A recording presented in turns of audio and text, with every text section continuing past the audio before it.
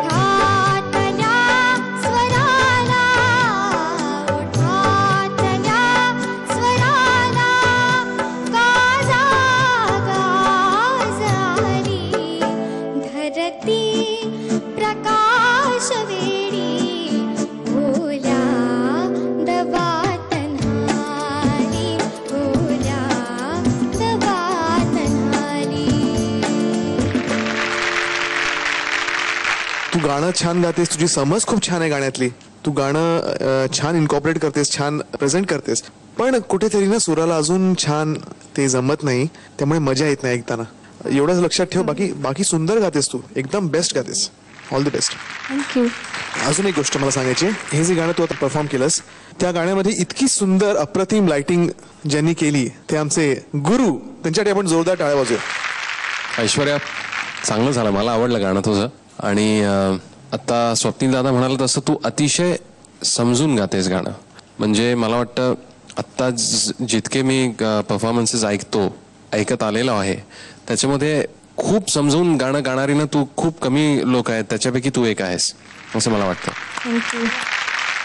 तू जेव्हा गातेस तेव्हा त्याच्यातनं अर्थ बाहेर पडतो. अर्थात स्वप्नील दादा म्हणाल तसं सुरांकडे तर लक्ष बाबा द्यायलाच पाहिजे, त्याच्याशिवाय काही नाहीये. आता ह्या गाण्यामध्ये पण मला थोडंसं वाटलं की तू कणसूर झालीस.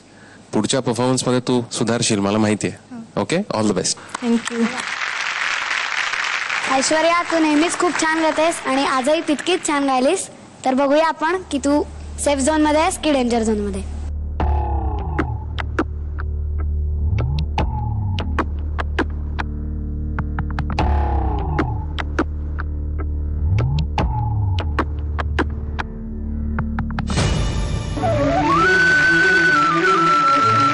ऐश्वर्या, तू सेफ आहेस.